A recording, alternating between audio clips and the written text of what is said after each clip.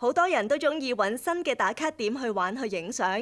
寮屋城市有幾十年歷史，但並不為人熟悉。呢啲外形特別又精緻嘅寮屋，近年不斷有新嘅設計同製成品，吸引大眾嘅注意去欣賞、去打卡同埋觀鳥。李詠如報導。醫院、連鎖快餐店、教堂，連比薩斜塔都有。呢度係咪建築物模型博物館？但係啲模型放到咁高，叫人點睇啊？唔出奇啊！呢啲模型確實唔係俾人欣賞咁簡單。佢哋嘅主要服務對象係雀鳥。歡迎嚟到鳥屋城市 Birdhouse City。佢位於愛德華王子郡嘅 Macaulay Mountain 保育區內，距離多倫多以東大約3個鐘車程。呢度有50個為雀鳥在內築巢而建嘅鳥屋。鳥屋城市已經有成40年歷史，近年不斷增加外形特別嘅鳥屋，越嚟越吸引大眾注意，成為遊客打卡景點。呢度大部分鳥屋嘅外形都係仿照愛德華王子郡內一啲特色建築物去製造，當然都有啲例外嘅，例如頭先見到嘅連鎖快餐店同比薩斜塔。雀鳥之所以有呢個為佢哋精心打造嘅鳥屋城市，全賴呢個保育區嘅前管理人員已故嘅德漢斯，佢參照保育區附近嘅 Mississauga Park Hotel 製作咗一個鳥屋。呢間酒店早已經喺1934年被拆卸，但係德漢所做嘅酒店模型就成為建立鳥屋城市嘅靈感來源。之後就靠義工團隊，包括一班木工藝製作愛好者，捐贈鳥屋作品，為呢個微型城市增添唔少特色鳥屋。Historically, birdhouses would be brought in by volunteers or by people to donate to Birdhouse City, and they'd be put up. And there weren't particular guidelines on what they should be modeled after.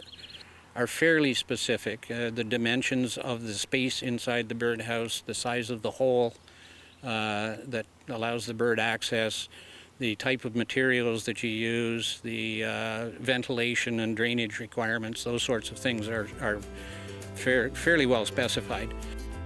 喺疫情期間，大概只有雀鳥先至可以不受社交距離同居家令限制，自由高飛，仍舊去教堂實體崇拜，親臨戶外影院睇戲，喺快餐店堂食嘆杯咖啡，食個漢堡包，甚至去下意大利旅行，聽落都幾寫意。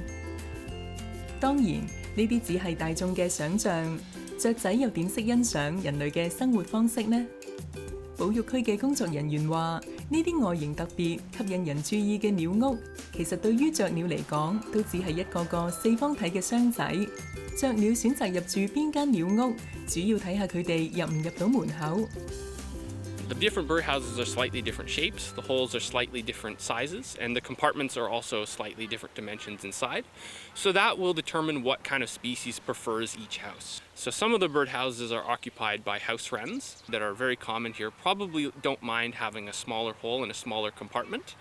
But some of the other species that you might get here in some of the birdhouses are barn swallows, tree swallows, even one called a purple martin.Whereas something that's a little bigger like a bluebird or a purple martin might like some of the houses with slightly larger compartments in them.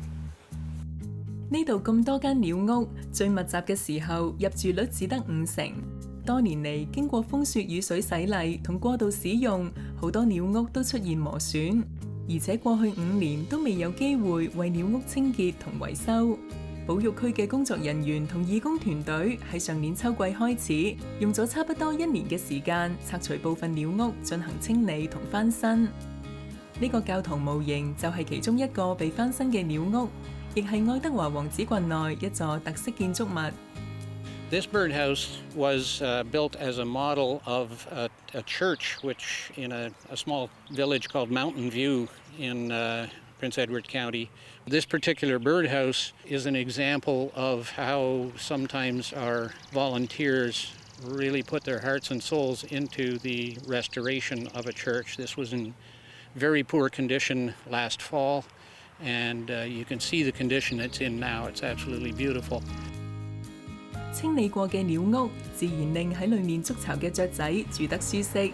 而為咗令佢哋可以食得招積，工作人員亦喺鳥屋周圍種植一啲特別嘅花草，嚟吸引雀鳥採集種子做食物。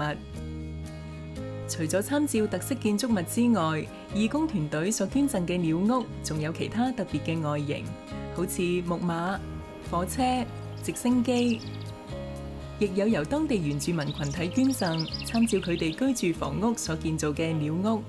This birdhouse was built by and donated by the local indigenous peoples at Tyendinaga. The word Kanon Sesne literally means long house, be occupied by up to 20 people. And the long houses traditionally were always built facing east to west. 專屬雀鳥築巢嘅鳥屋城市，亦歡迎公眾到訪，但有啲遊客注意事項就不容忽視啦。We don't have any camping facilities in any of our Prince Edward County sites, including here at Macaulay. If you're bringing a dog, just keep your dog leashed, and that's for the safety of your dog, other visitors, as well as wildlife. And so on that note, when you're in the natural environment, along comes with it biting insects. So beware of black flies and mosquitoes. Also, we have ticks here, and there's a certain tick called black-legged tick. And here at Birdhouse City, if you stay on the mowed pathways, you'll be fine. But if you do venture off the trails and through the brush and through the tall grass, there's a higher risk of coming into contact with a tick. 呢個鳥屋城市全年無休，自駕人士只需要俾5蚊加幣停車費，無需另外購買門票入場，好適合向加東自駕遊人士將鳥屋城市加入路線圖，中途停下遊覽。好啦，今日節目時間有夠，下星期再見。